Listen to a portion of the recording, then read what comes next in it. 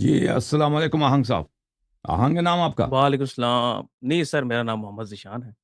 تو جی میں محمد بھائی. ساؤتھ کوریا سے بات کر رہا ہوں. Thank you mister Zeeshan. خیریت سے ہیں آپ انشاءاللہ؟ پہلے ٹھیک ہیں آپ؟ جی جی الحمد للہ سر. آپ سنیں. اللہ تعالیٰ کا بڑا احسان ہے. Thank you sir. پہلے تو سر تھینک یو سو مچ جو آپ یہ کام کر رہے ہیں. اور میرے جیسے جو بھی لوگ جو اہل سنت سے بلونگ کرتے ہیں، ان کے لیے جو نظریہ آپ پیش کرتے ہیں وہ کوائٹ ڈفرینٹ ہے فرام دی آرڈینری. اینڈ جی سر. اس کو دیکھنا اور اس کے اوپر ریسرچ کرنا، یہ آئی تھنک ہر مسلمان کی جو ہے وہ ہونا چاہیے کہ ہم اپنے دین پہ ریسرچ کریں. کیونکہ میں یہاں پہ صحیح پر. ماسٹرز کر رہا ہوں تو ہمارا ریسرچ کا کام بہت زیادہ ہوتا ہے. تو میں کہتا ہوں کہ ہوں. جس کے لیے اللہ نے پیدا کیا اس کے لیے ریسرچ ضروری ہے ایز کمپیئر ٹو ہماری یہ جو پڑھائی ہے. یہ صحیح. بھی ساتھ ساتھ صحیح. چلتی ہے بٹ پڑھائی جو یہ ہے. باقی یہ ہے کہ میں تقریباً from 5 to 6 years I been seeing engineer Muhammad Ali Mirza. تو جی. ان کو میں دیکھتا تھا. انہوں نے اہل سنت میں تو کافی کام کیا ہے، بٹ جب ان ہوں. کا جو پوائنٹ آف ویو ہے ریگارڈنگ شیعہ، تو ان کی نالج وہاں پہ کافی لمیٹڈ آ جاتی ہے. فار ایگزامپل جی. انہوں نے جو واقعہ فدق ہے ان میں انہوں نے کہہ دیا کہ یہ جو ہے یہ تھوڑا سا پولیٹیکل ایشو ہے. حالانکہ ان کو اس چیز میں یہ حدیث نظر نہیں آئی جو حدیث ہمیں کافی بتائی جاتی ہے، جس میں آپ صلی اللہ علیہ وسلم نے خود حضرت فاطمہ علیہ السلام کو بتایا کہ تو نے جو میرے مال سے جو بھی لینا ہے لے لے، میں قیامت کے دن تیرے کچھ کام نہ آؤں گا. اب یہ جو ہوں. حدیث ہے اس میں صاف بتایا جا رہا ہے کہ آپ صلی اللہ علیہ وسلم نے حضرت فاطمہ کو اپنے مال کا کہا. وہاں پہ تو انہوں نے اگر وہاں پہ یہ حدیث بتائی جاتی جو حضرت ابو بکر صدیق نے بتائی کہ یہ جو مال ہے جو آپ صلی اللہ علیہ وسلم جو ہمارے جو نبی ہیں یہ مال چھوڑ کے نہیں جاتے، یہ چھوڑ کے تو جاتے ہیں صرف علم چھوڑ کے جاتے. تو اگر یہ بات ہوتی تو اس ٹائم پہ آپ صلی اللہ علیہ وسلم نے کیوں نہیں یہ بات بتائی؟ تو یہ جب ہوں. پوائنٹ آف ویو میں نے ان کا سنا تو میرے مائنڈ میں کافی کوشچن اریز ہوئے، جس کی وجہ سے میں نے تقریباً آپ کو مجھے سنتے ہوئے کچھ مہینے ہوئے. اور میں جی سر. تقریباً آپ کی ویڈیوز جو ہے میری یوٹیوب میں ڈاؤن لوڈ رہتی ہیں، اور میں آپ کی 6 6 گھنٹے 5 5 گھنٹے کی ویڈیوز جو ہیں ساری لائیو جو ہے میں پوری پلے لسٹ سے سن رہا ہوں. تو صحیح. تھینک یو سو مچ جی آپ کا یہ کام کرنے کے لیے. باقی ان کا دوسرا ایک اور پوائنٹ آف ویو مجھے یہ اچھا نہیں لگا کہ جب آپ کے ساتھ بات کرنے کی باری آئی تو انہوں نے یہ کہا کہ آپ کو کوئی شیعہ کا کوئی جو ہے وہ آپ کو اون کرے. تو یہ ایک جی. مجھے بات سمجھ میں نہیں آتی کہ ان کو خود بھی کوئی اون نہیں کرتا. ان کی بہت عزت میں کرتا ہوں بٹ اسٹل ان کو کوئی اون تو نہیں کرتا. وہ خود ایک قسم کے اپنے ہیں. تو ان کو کوئی بھی اہل سنت کا اون نہیں کرتا. آپ جائیں ان کو ہر صحیح. کوئی ان کو ڈس اون کرتا ہے. تو آپ کے بارے میں یہ شکایت کو کیوں وہ لے کر آتے ہیں؟ تو یہ کچھ صحیح. میری شروع میں باتیں تھی اور میں آپ کو دوبارہ آپ کا شکریہ کہوں گا. میرا آپ سے ایک یہ سوال ہے سر کہ دیکھیے جی. میں آپ کی ویڈیوز دیکھتا ہوں اور آپ کی ویڈیوز سے مجھے کچھ چیزیں جو میرے لائف میں کافی چینج ہوئی ہیں. فرسٹ آف آل یہ چیز چینج ہوئی کہ جو واقعہ فدق میں یہ سوچتا ہوں کہ حضرت فاطمہ علیہ السلام اور حضرت علی علیہ السلام جو ہیں وہ حق پہ تھے. اینڈ صحیح. سیکنڈلی یہ ہے کہ میں یہ بھی سوچتا ہوں کہ جو خلافت تھی وہ حضرت علی علیہ السلام کی بنتی تھی. بٹ صحیح. بات یہی آ جاتی ہے کہ یہ دونوں چیزیں سوچنا، اور میں امامت کا بھی قائل ہوں کہ حضرت مہدی علیہ السلام آئیں گے اور وہ اس دنیا کو اسلام کی روشنی سے بھر دیں گے. تو میں یہ چیز پوچھنا چاہتا ہوں کہ کیا یہ چیزیں انف نہیں ہیں ایک مومن ہونے کے لیے؟ دیکھیں جتنا انسان کا علم بڑھتا جاتا ہے میرے بھائی اتنا ہی اگر اس کے لیے باتیں دیکھیں پتہ تو سب باتیں تو کسی کو پتہ نہیں ہوتا. وہ تحقیق کرنے کے ساتھ پتہ چلتا ہے نا. جب اختلافات کا پتہ چل جاتا ہے، مختلف اقوال کا پتہ چل جاتا ہے، تو پھر انسان فریقین کے دلائل کی طرف دیکھے تو بہت دفعہ حق بات کا پتہ چل جاتا ہے. کبھی کبھی ایسا ہوتا ہوگا کہ انسان تحیر میں رہتا ہوگا، لیکن اکثر حق بات کے تصدیق کے لیے اس کی ویریفیکیشن کے لیے وہ ممکن ہے اور میسر ہے اور ہو جاتی ہے. تو اگر کوئی شخص اس کو اتنا ہی وقت ملا ہے کہ اس کو اتنا ہی پتہ چلا ہے کہ جتنی باتیں آپ نے کہی ہیں تو وہ مومن ہے، اس کی نجات کے لیے کافی ہے. لیکن اس کے علاوہ بھی اسلام میں بہت کچھ ہے. رسول اللہ صلی اللہ علیہ وآلہ وسلم نے بہت ساری باتیں لائی ہیں. تو ان سب کا جہاں پہ اختلافات ہیں امت میں، اس میں کس فرقے کا قول حق ہے وہاں پہ دلیل کو دیکھنا ہوگا اور دلائل کو دیکھنا ہوگا. اور پھر جب ایک فرقہ آپ نے جب خود کہہ دیا کہ فدق میں یہ لوگ غلطی پر ہیں یا انہوں نے ناجائز قبضہ کیا ہے ایک پراپرٹی پر، تو ایسے لوگ اور ان کی امامت بھی آپ نے خود کہہ دیا کہ امامت کسی اور کا حق بنتا ہے، ان دونوں کا حق نہیں تھا، خلفاء کا حق نہیں بنتا. تو جس مذہب کا سرے سے اساسی باطل ہے، یعنی اساسی سے ان کے ائمہ کی امامت باطل ہے، ان کے خلفاء کی خلافت باطل ہے، اور انہوں نے اپنی خلافت کا ابتدا ہی ظلم آل رسول صلی اللہ علیہ وسلم کے ساتھ کیا ہے. تو پتہ تو یہ تو واضح بات ہے کہ اس مذہب اساسی سے باطل ہے. تو پھر اب اگلی جو باتیں ہیں، مزید باتیں ہیں دین کی، ایمان کی، تو ان کو بھی سمجھنا ضروری ہے، ان کی تصدیق کرنا بھی ضروری ہے.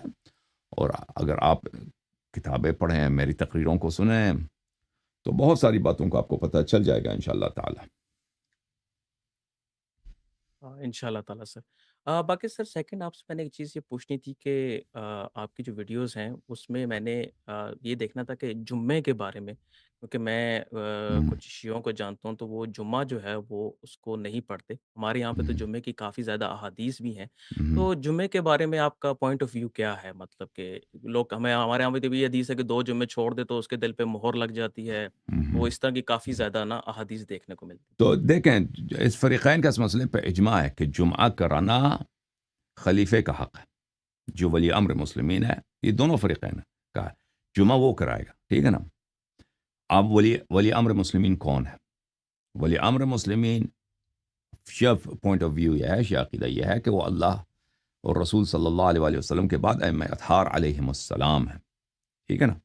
یہ تو فریقین کا، اس مسئلے میں تو اجماع ہے دونوں فریقین کا کہ نماز جمعہ کرانے کا حق کس کو ہے. نماز جمعہ عام نماز کی طرح نہیں ہے. عام نماز آپ کسی کو بھی کہتے ہیں کہ پڑھا دو بھائی، ٹھیک ہے نا. کوئی بھی آدمی، اس میں امامت کی شرائط ہیں، کوئی پڑوسی ہے، کوئی محلے کا بڑا آدمی ہے، چھوٹا آدمی ہے، جو نماز پڑھا سکتا ہے، اس کے پیچھے آپ نماز پڑھ سکتے ہیں، ٹھیک ہے نا. یہ ضروری نہیں ہے کہ آپ ولی امر سے اجازت لے لیں، ولی امر کا نمائندہ ہو یا ولی امر خود پڑھا دے. نماز جمعہ اس طرح نہیں ہے، نماز عید اس طرح نہیں ہے. شیعہ بھی کہتے ہیں، مخالفین دونوں کہتے ہیں کہ یہ خلیفہ کا حق ہے، یہ ولی امر کا حق ہے. اب ولی امر کون ہے؟ ولی امر ہم کہتے ہیں کہ وہ اللہ اور رسول صلی اللہ علیہ وآلہ وسلم کی جانب سے منسوب ہے. ہمارے جو مسلمان بھائی ہیں وہ کہتے ہیں کہ کوئی بھی بن سکتا ہے، مختلف طریقوں سے بن سکتا ہے. وہ بیعت کے ذریعے بن سکتا ہے، توریث کے ذریعے بن سکتا ہے، یعنی کوئی اس کو اپنا وارث بنا دے، پچھلا والا خلیفہ اس کو وارث بنا دے، یا کوئی زبردستی تلوار کے ساتھ آ کے غلبہ کر دے اور مخالفین کو قتل کر دے، وہ امام بن جائے، تو یہ اس کا حق بنتا ہے. یہ ہمارا عقیدہ نہیں ہے. اب کیا دیکھیں، تو پھر یہ ولی امر کا جو اساسی شرط ہے، یہ فریقین کے پاس ہے. شیعوں کے نزدیک ائمہ طاہرین علیہم الصلاۃ والسلام سے ایسی بات نہیں ملتی، ٹھیک ہے نا، کہ ائمہ اطہار علیہم الصلاۃ والسلام نے یہ امامت کا حق علماء کو دیو، نماز جمعہ کے امامت کا حق، یعنی کسی کو اس منصب پہ نصب کیا ہو یا عام شیعوں کو نصب کیا ہو، بلکہ یہ امام کا حق ہے اور امام ہی نماز پڑھیں گے. تو اس لیے قدیم ایام سے ہی شیعہ نماز جمعہ نہیں پڑھتے تھے، یعنی آج سے نہیں، صدیوں سے. آج کے زمانے میں کچھ مسئلہ سیاسی بن گیا ہے، حکومت ایران جو ہے وہ نماز جمعہ پڑھانے کی فکر میں ہے، تو بہت سارے شیعہ لوگ جو ہے نماز جمعہ پڑھنے کی فکر میں ہے. بہرحال وہ نماز پڑھتے ہیں نماز جمعہ، لیکن یہ شیعہ مذہب میں امام علیہ الصلاۃ والسلام یا اس کے نائب کے علاوہ جس کو وہ نصب کریں، تو یہ کافی یہ مسئلہ مشکل ہے نماز جمعہ کا پڑھنا، اور اس کا مشروع ہونا بہت مشکل ہے. اور جو قطعاً 100% روز جمعہ مجزی ہے وہ نماز ظہر ہے. نماز ظہر اگر کوئی شخص پڑھتا ہے تو اس کے مجزی ہونے میں کوئی شک نہیں ہے. اور نماز جمعہ جو پڑھتا ہے کیونکہ اس کا امام جماعت ولی امر مسلمین جو امام عصر علیہ الصلاۃ والسلام ہے، ان کی جانب سے منسوب نہیں ہے، تو لذا یہ بہت بڑا مشکل ہے. جی ہاں.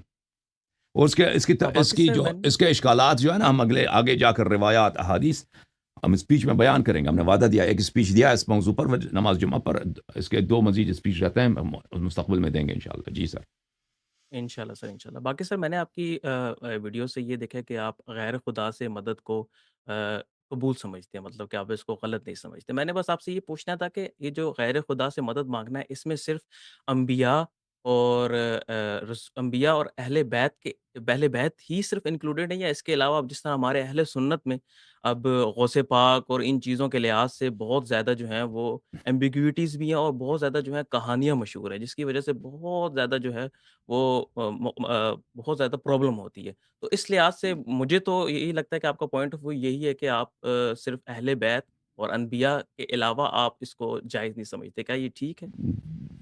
دیکھیں، اگر آپ کے لیے ثابت ہو جائے، ٹھیک ہے نا، کہ کوئی شخص آپ کا ہیلپ کر سکتا ہے، تو آپ اس سے مدد مانگ سکتے، چاہے وہ کافر ہی کیوں نہ ہو، ٹھیک ہے، کافر ہی کیوں، اس سے کوئی منع نہیں ہے. لیکن دیکھیں، کیا یہ لوگ مدد کر سکتے ہیں نہیں کر سکتے؟ اس صوفی حضرات یہ کوئی آپ کا کوئی مدد نہیں کر سکتے صوفی لوگ جو ہیں۔ اور پھر بدعتیوں کی جو تعظیم ہے، تکریم ہے، ان سے مدد مانگنا، ان کی تکریم ہوتی ہے، ان کی تعظیم ہوتی ہے، ان کا احترام ہوتا ہے، تو یہ بذات خود بہت شدت سے حرام ہے کہ اہل بدعت کی آپ تعظیم تکریم نہیں کر سکتے۔ اہل بدعت کو ان کا احترام کرنا شدت سے حرام ہے۔ لذا آپ اللہ اور رسول صلی اللہ علیہ وآلہ وسلم سے مدد مانگیں۔ اگر کوئی ایسا آپ کو دنیا میں ایسا شخص ملتا ہے جو آپ کی مدد کر سکتا ہے، بھائی کافر ہے، یہودی ہے، نصرانی ہے، اس کی تعظیم کیے بغیر، اس کا تکریم کیے بغیر، ریلیجس رسپیکٹ دیے بغیر اگر اس سے مدد لے سکے، اس میں کوئی حرام نہیں، آپ مدد لے لیں۔ آپ کوریا میں رہتے ہیں، ادھر بہت سارے لوگ ہوں گے نا، کوئی اگر ادھر کورین کوئی آدمی ہے وہ تعویذ لکھتا ہے، بھائی کورین، ویسے کوریا میں یہ بلیک میجک وغیرہ بہت ہوتا ہے، یہ کورین لوگ اس میں بہت عقیدہ رکھتے ہیں، جو جی کورین سر، سوسائٹی یہ ہے۔ جو ہاں، رورل ایریاز ہیں وہاں پہ میں نے بھی سنا تھا ہوتا ہے یہ تو چیز۔ بلیک میجک تو حرام ہے، لیکن اگر کوئی ایسی چیز وہ دے سکتا ہے آپ کو، آپ اسے لے سکتے ہیں۔ کوئی مردہ ہو، دیکھیں کوئی مردہ اگر غیر مسلم ہے، غیر مومن ہے، وہ مدد کر سکتا ہے، یہ ہمارے لیے ثابت ہے، کیونکہ وہ عذاب میں ہوتا ہے نا، وہ کیا مدد کر سکیں گے آپ کی؟ وہ عذاب میں ہے، اس لیے ان سے مدد نہیں لے سکتے۔ لیکن اگر کوئی ایسا شخص ہے، مثلا وہ فرض کریں وہ ارواح کا احضار کر سکتا ہے، ٹھیک ہے نا، میں مردوں کے ارواح کو، یہ ایسے عملیات ہوتے ہیں جن کی وجہ سے آپ مردوں سے کانٹیکٹ کر سکتے ہیں، ان کو احضار کر سکتے ہیں۔ اگر آپ نے حاضر کر دی کسی مردے کی روح کو اور وہ مردہ کافر ہے، اگر آپ نے اس سے سوال کیا، کچھ اس جواب دے رہا ہے، یہ ایک طرح سے اس سے مدد لینا ہوتا ہے نا، یہ بذات خود حرام نہیں ہے، یعنی یہ بذات خود حرام نہیں ہے، لیکن بات یہ ہے کہ کافر اور فاسق اور فاجر لوگوں کے مردے، صوفیوں کے مردے جو ہوتے ہیں، یہ آپ کو مدد نہیں دے سکتے۔ اور ریلیجن میں، اسلام میں بھی اس کی کوئی وہ نہیں ہے کہ آپ ان سے مدد لے لیں، ٹھیک ہے نا۔ ائمہ اطہار علیہ السلام سے شہادت کے بعد، رسول اللہ صلی اللہ علیہ وسلم سے شہادت کے بعد، ملائکہ سے مدد لینا یہ احادیث میں موجود ہے کہ آپ ان سے مدد لے سکتے ہیں، ٹھیک ہے، اور ترغیب بھی ہے کہ مدد لے لیں ان سے۔ لیکن کافروں کی تو ممانعت تو نہیں کہ آپ کافر سے مدد لے لیں، لیکن یہ احادیث، روایات، آیات قرآن میں بہت ہے کہ یہ جو ہیں یہ عذاب میں ہیں اور یہ اللہ کے بارگاہ سے مردود ہیں، تو اس لیے آپ ان سے مدد لینا بیکار ہے، گرچہ شرعاً حرام نہیں ہے۔ اگر آپ کوئی ان کا احترام نہیں کرتا، تکریم کیے بغیر، احترام کیے بغیر کوئی ان سے مدد لینا چاہے تو یہ ایک بے فائدہ کام ہے، شرعی لحاظ سے اس کے ہمیں کوئی نہیں ملا کہ اس سے کوئی منع ہے، کوئی حدیث، کوئی آیا نہیں ہے قرآن میں کہ یہ ممنوع ہے۔ Thank you sir. باقی سر میں نے قرآن پاک کے بارے میں آپ سے پوچھنا تھا کہ قرآن پاک میں میرے خیال سے آپ کا عقیدہ یہ ہے کہ قرآن پاک جو ہے وہ ہمارے پاس جو ہے وہ آپ کے لیے مطلب کہ یہ ہے، تو آپ اس پہ یقین تو کرتے ہیں بٹ یہ مکمل نہیں ہے، اور یہ چیز ہے کہ جو ہمارے امام آئیں گے وہ مکمل قرآن ساتھ لے کر آئیں گے۔ تو ویل، میں نے آپ سے یہ چیز پوچھنی کہ تو ہمارے پاس جو یہ قرآن ہے، آپ کو کیا لگتا ہے یہ کتنے پرسنٹ جو قرآن ہے آپ کے پوائنٹ آف ویو میں کہ یہ حجت ہے، اور کہ کتنے پرسنٹ آف دا ٹوٹل قرآن ہے؟ قرآن تو سارا کا سارا حجت ہے، ٹھیک ہے نا، قرآن کے ایک آیت بھی حجت ہے، آیا نصف آیا، آدھا آیا، اگر کسی موضوع پہ اس کی دلالت کامل ہے وہ بھی حجت ہے۔ قرآن تو پورا اللہ کا کلام ہے، پروف ہے، ٹھیک ہے نا۔ حدیث بھی اسی طرح ہے، حدیث بھی اگر صحیح ہے، اس کا پورا حدیث ہے، آدھا حدیث ہے، وہ بھی حجت ہے، وہ بھی اس پہ عمل کرنا، اس کو قبول کرنا بھی ضروری ہے۔ لیکن یہ دیکھیں، یہ میں نے بار بار کہہ دیا کہ امت کے علماء چاہے شیعہ ہوں چاہے غیر شیعہ ہوں، دونوں یہی نعرے لگاتے ہیں کہ قرآن کامل ہے، قرآن کامل ہے، دلیل ایک کے پاس نہیں ہے۔ جب دلیل مانگتا ہے نا کہ ویئر از دا پروف، یعنی کوئی ایسی پروف ہو نا کہ اس میں سے کمی نہیں ہوئی ہے، اس میں اضافہ نہیں ہوا ہے، یہ پروف کہاں ہے؟ پروف کچھ کسی کے پاس نہیں ہے۔ اچھا، کم ہونے کے پروف بہت زیادہ ہیں، دلائل بہت زیادہ ہیں فریقین کے کتب میں، اور جس طریقے سے قرآن جمع ہوا ہے، جن لوگوں نے جمع کیا ہے، طریق جمع قرآن، طریق تالیف قرآن، اور جن لوگوں نے جمع کیا وہ سب اس بات کی شہادت دیتے ہیں کہ یہ کوئی علمی طریقے سے جمع نہیں ہوا، کہ امانت داری سے جمع ہوا ہو، اور جنہوں نے جمع کیا وہ سب لوگ ان کی ایمانداری پہ، ان کی امانت داری پہ، ان کی جمع قرآن میں اعتماد رکھتے ہیں۔ اس طرح نہیں ہے، اس زمانے میں صحابہ بڑے مخالف تھے، قرآن جو عثمان نے جو نسخہ جمع کیا تھا، اور ابن ثابت کا جو نسخہ ان لوگوں کا، تو صحابہ کی بڑی مخالفت تھی اس زمانے میں، اہل بیت علیہ السلام کی مخالفت تھی۔ تو لذا یہ کہنا کہ قرآن کامل ہے، ایک مدعا ہے، رٹا ہے، لگایا جاتا نا تکرار کیا جاتا ہے، اور سب لوگوں نے سیکھ لیا بھائی، سب لوگوں کے زبان میں، اور کوئی دلیل کی طرف نہیں جاتا کہ دلیل اس کی کہاں ہے، کیونکہ یہ اتنی مشہور ہو گئی کہ سب سمجھتے ہیں کہ حتماً صحیح ہوگا تبھی مشہور ہے، جب سب کہہ رہے ہیں تو اس کی شہرت ہی پہ اعتماد کرتے ہیں اور کہتے ہیں اس کی دلیل پکی ہوگی، کیونکہ سبھی کا عقیدہ یہی ہے، لیکن دلیل کسی کے پاس نہیں ہے۔ اس کے برعکس دلائل ہیں جو غیر قابل رد ہیں، غیر قابل انکار ہیں، اور یہ صرف قرآن مجید کا نہیں، پورے دین کا یہی ہے۔ احادیث، قرآن، اسلام کے دو حصے ہیں نا، ایک تو قرآن مجید ہے اور ایک سنت پاک ہے۔ سنت پاک بھی وحی ہے، وما ينطق عن الهوى ان هو الا وحی یوحى، وہ اسی قرآنی کی طرح حجت ہے، وہ بھی ناقص ہے۔ اس طرح نہیں ہے کہ رسول اللہ صلی اللہ علیہ وسلم کے آدھے خطبے یا 10% ہمیں 1% خطبے بھی نہیں پہنچے بھائی، 1% خطبہ بھی نہیں پہنچے رسول پاک صلی اللہ علیہ وسلم کے، ان کی تفسیر قرآن کس طرح تفسیر کرتے تھے کچھ بھی نہیں ہے کسی کے پاس، تو یہ پورا دین ہی ناقص ہے بلا شک بلا رہے۔ اچھا، تو کیا رسول اللہ صلی اللہ علیہ وآلہ وسلم نے اس کے لیے کیا اہتمام کیا تھا؟ کیونکہ ان کو تو اللہ کو تو پتہ ہے نا کہ دین کو پروٹیکٹ کرنا ہے اور اس کو سیف گارڈ کرنا ہے، اس کی محافظت کرنا ہے، اور قیامت تک اس کو بغیر کسی آلٹریشن کے، بغیر کسی اضافہ اور حذف کے اس کے لیے کیا جائے۔ اللہ اور رسول صلی اللہ علیہ وسلم نے کوئی اہتمام ہی نہیں کیا بھائی، ان کو پتہ ہے کہ پہلے بھی دینوں کے ساتھ یہی ہوا، تورات، انجیل اور باقی انبیاء کی سنتوں کو چینج کیا، ان کے کتابوں کو چینج کیا گیا، اور نبی صلی اللہ علیہ وسلم بھی اپنے امت کو بتاتے رہے کہ تم انہی کے نقش قدم پہ چلو گے، اور پھر انہوں نے خود کچھ نہیں کیا کہ میں اپنی دین کے حفاظت کے لیے کیا کروں۔ تو یہ نقطۂ نظر یہ ہے کہ انہوں نے دین کے لیے جو بہت ہی مضبوط طریقہ ہے، سنت بھی محفوظ رہے اور قرآن بھی محفوظ رہے، کہ انہی جیسا معصوم ہمیشہ اس دنیا میں ہو، انہی کا وارث موجود ہو، جو اللہ کی جانب سے نبی صلی اللہ علیہ وسلم کی طرف وارث ہے، معصوم ہے، اور حامل ہے کتاب، اور حامل ہے سنت، اور تمام معارف اور علوم کا حامل ہے۔ تو یہ قرآن محفوظ ہے، سب کچھ محفوظ ہے۔ اب موجودہ قرآن کے کتنی فیصد اصلی قرآن کی وہ کیری کرتا ہے، اس میں موجود ہے، ٹھیک ہے نا؟ تو اگر آپ بخاری مسلم میں چلے جائیں، عبداللہ بن مسعود نہیں، ابی بن کعب، عمر بن الخطاب اور عبداللہ بن عباس، ان لوگوں کے اقوال دیکھیں تو 90% قرآن کا چلا گیا ضائع، 90%۔ لیکن یہ ہم اس بات کو نہیں مانتے، یہ غلط بات ہے، یہ درست نہیں، اس کے دلائل بہت زیادہ ہیں، کتنا زیادہ ساقط نہیں ہے، اس سے کم تر ساقط ہے، لیکن کتنا ہے ہمیں دقیق نہیں معلوم، آدھا ہے، آدھا سے زیادہ ہے، آدھا سے کم ہے، اللہ جانتا ہے، ٹھیک ہے نا، ہمیں نہیں معلوم۔ اور قرآن کی ترتیب تو بالکل انہوں نے چینج کر دی ہے صحابہ کرام نے، وہ بھی ثابت ہے۔ جی سر۔ ہاں سر، یہ جو ہم نے 90% کا کہا، یہ سن کے تو یقین کریں دل بالکل پریشان ہو جاتا ہے، کیونکہ یہ جی چیز بالکل جو کہتے ہیں نا، ہمیں جو ہاں، چھوٹے ہوتے سے بتایا جا رہا ہے، بالکل اس کے برعکس ہے۔ تو باقی دیکھیں، جو ایک اور میں نے آپ سے چیز پوچھی تو حضرت عبداللہ بن عمر ہیں، تو ان جی کا ایک روایت آتی ہے ہمارے کتابوں میں کہ آخر میں وہ جب مرنے سے پہلے انہوں نے کہا تھا کہ میں نے بہت زیادہ نمازیں پڑھی، میں نے سب کچھ کیا، پر مجھے ایک چیز کا شکوہ ہے، وہ یہی ہے کہ میں نے دوسری جماعت کا ساتھ کیوں نہیں دیا۔ ان کا جو ورڈ تھا وہ جماعت کا ورڈ میرے ذہن سے نکل گیا، تو انہوں نے کہا کہ اس کا انہوں نے ساتھ کیوں نہیں دیا۔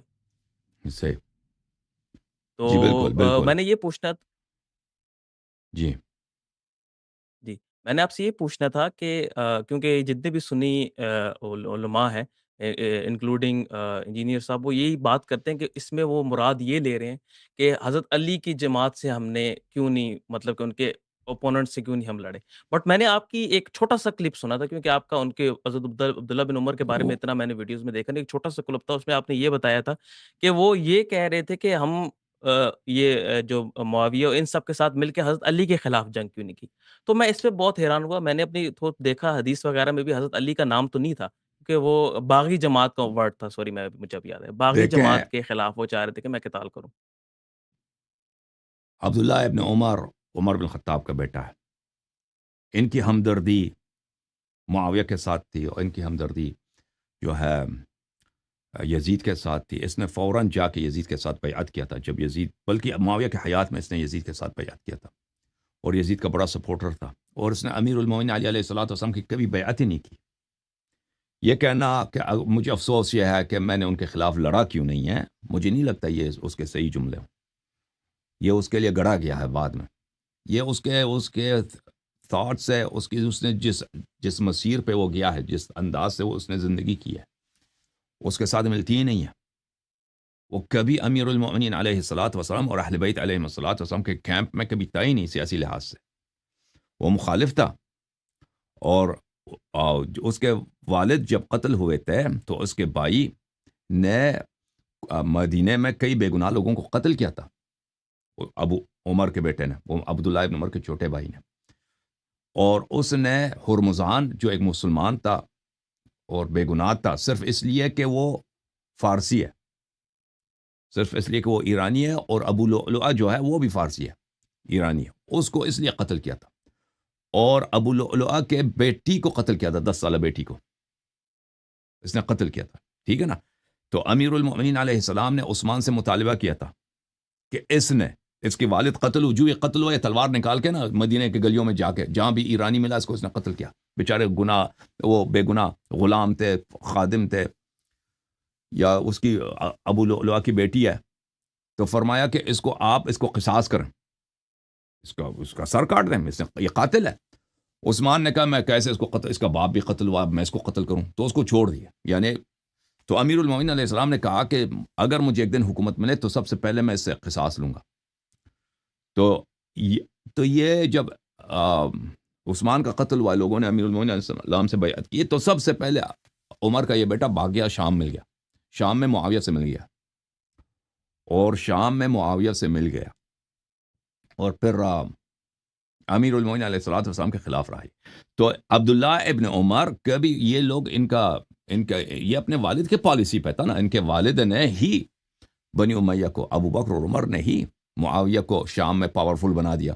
سب جو اتنا سینٹرل صوبہ تھا، شام ایک سینٹرل صوبہ ہے، بہت پاورفل صوبہ ہے، بہت ویلتھی صوبہ ہے، یعنی عالم اسلام کا اس زمانے میں جو مالی لحاظ سے، عسکری لحاظ سے دل ہے، شام ہے، وہاں پہ گورنر اس کو بنا۔ اور اس زمانے میں دیکھیں شام جو تھا نا، شام جیسے اس زمانے میں سویلائزیشن کا سینٹر تھا، سمجھ رہے ہیں، سویلائزیشن کا سینٹر تھا، یعنی یہ رومی امپائر کا حصہ تھا، اور شام جو ہے رومی امپائر کا، وہاں پہ ان کا انڈسٹریز یہاں پہ تھے، صنعتیں یہاں پہ تھی، محل قصر سب کچھ یہاں پہ تھا۔ سمجھ میں آ رہی نا بات آپ کو؟ یہ جب مسلمانوں کے ہاتھ لگی ہے تو وہاں پر اتنا جو یہ مثلا سونے کا چڑیا ہے، جو سب سے اہم علاقہ مسلمانوں کو ملا ہے، کسی سینئر صحابی کو نہیں دیا عمر نے کہ یہاں پہ گورنر، کس کو دیا ہے؟ ابو سفیان کو دیا، ابو سفیان کو دیا، اور ابو سفیان کے بیٹے کو۔ ابو سفیان تو عثمان کے آخری سال تک یہ زندہ تھا، ابو سفیان۔ تو ان لوگوں نے پھر، عمر یہ تھا کہ ہمیشہ اپنے گورنروں کو چینج کرتا تھا، عزل کرتا تھا، کبھی اس نے معاویہ کو عزل نہیں کیا۔ عمر کے پاس جب رپورٹ آیا کہ معاویہ نے ادھر شام میں بہت بڑے بڑے اس نے محل بنائے، تو اس نے اس کو کہا کوئی بات نہیں ہے، یہ اس نے شام کے، یہ روم کے مقابلے میں اس کو محل بنانے کی ضرورت ہے، اس کو بنانے دو، ٹھیک ہے۔ اس طرح اس کی صفائی پیش کر دی۔ سر حالانکہ وہ اپنے پیسے سے تو وہ محل تو نہیں بنا رہا تھا نا، وہ جو محل میں رہتا تھا اس نے اپنے لیے بادشاہت بنا دیا تھا شام میں، اپنے پیسے سے تو نہیں بنایا تھا، بیت المال سے بنایا تھا۔ یہ رسول صلی اللہ علیہ وسلم کی سنت توڑی ہے کہ آپ روم کے مقابلے میں بھی آپ کو بھی اجازت ہے کہ آپ بیت المال میں خیانت کر کے اپنے لیے محل بنا دیں۔ تو بہرحال یہ ان لوگوں کا آپس میں انڈرسٹینڈنگ تھا، ان کا سیاسی نقطہ نظر یہی تھا کہ شام، کیونکہ ان کو دیکھیں ابو بکر عمر، اب ان کی اپنی پولیٹیکل کوئی حیثیت نہیں تھی قبائل میں۔ آپ یہ سوچیں نا، جیسے پاکستان میں نا کون ووٹ لاتا ہے، کون ووٹ لاتا ہے؟ بہت سارے لوگ ہوتے ہیں، پالیٹیشنز ہوتے ہیں، وہ ووٹ نہیں لا سکتے۔ ابو سفیان قریش کا چیف ہے، قریش کا سردار ہے، ابو بکر عمر سردار نہیں ہے۔ ابو بکر عمر کے خاندان بھی سیکنڈ ہینڈ خاندان ہے، کوئی ان کی کوئی اتنی باعزت خاندان نہیں ہے، کوئی اتنے صاحب رسوخ نہیں ہے۔ بنی امیہ بڑا خاندان ہے۔ ابو سفیان مختلف جنگوں میں رسول پاک صلی اللہ علیہ وسلم کے مقابلے میں عرب کا لیڈر تھا، ٹھیک ہے نا۔ تو یہ تو سب قبائل کو جانتا ہے، سب قبائل پہ اس کا اثر رسوخ ہیں۔ ابو بکر کو خلیفہ بنایا تو ابو سفیان نے بنایا، عمر نے بنایا۔ اس کو خلیفہ بنانے میں بنی امیہ کا بڑا کردار ہے، اور انہوں نے جو بنی امیہ کو اتنا بڑا صوبہ دیا ہے، یہ مفت میں نہیں دیا ہے، یہ انعام کے طور پر، اعزاز کے طور پر، گیو اینڈ ٹیک کے طور پر کہ تم نے ہمیں خلیفہ بنایا تو اس کا مقابلے میں یہ لے لو، اور آخر تک اس کو اس کے ہاتھ سے نہیں چھینا. اور پھر ان کو پتا تھا کہ ابو سفیان، معاویہ کتنے دشمن اہل بیت علیہ السلام ہیں، اور عمر کو بخوبی پتا تھا کہ عمر خود بوڑھا ہے، عمر رسیدہ ہے، امیر المومنین علی علیہ السلام جوان ہے، ایک دن نہ ایک دن اس کو خلافت ملنے کا احتمال ہے، تاکہ اس کی خلافت کبھی نہ بن سکے. اس کی اپوزیشن کو، جو اس کا اور اس کے خاندان کا خونی دشمن ہے معاویہ، ان کو ایک بادشاہ کی طرح مضبوط بنا دیا شام میں. اور وہی ہوا کہ امیر المومنین علیہ السلام کو جب خلافت ملی ہے تو ان کے مقابلے میں جو اپوزیشن ہے شام کی، معاویہ کی، وہ خود ایک سلطنت ہے، اور آخر تک ڈیفائی کرتی رہی اور آخر تک تسلیم نہیں ہوئی. ٹھیک ہے نا؟ تو یہ کہنا کہ عبداللہ ابن عمر نے یہ کہا کہ کاش میں لڑائی کرتا، عبداللہ ابن عمر کے لڑائی کا آدمی تھا ہی نہیں، اس کا کوئی جہاد ہے ہی نہیں کسی جنگ میں، نہ اس کا ہے نہ اس کے ابا جی کا. یہ لوگ مرد شمشیر نہیں ہیں، تلوار کے لوگ نہیں ہیں یہ لوگ. کاش میں جہاد کا، کب اس نے جہاد کیا؟ کسی غزوے میں اس عبداللہ ابن عمر کا کوئی جہاد ہے؟ کچھ بھی نہیں ہے عبداللہ ابن عمر کا. باہر جی سر، اوکے، تھینک یو سر. سر ابھی آپ نے یہ ابھی دوسرے حضرات کو اجازت دیں آپ میرے بھائی، اجازت دیں. باقی sir thank you so much Thank you, آپ سے sir. بات کرنے. تھینک یو میرے بھائی، تھینک یو.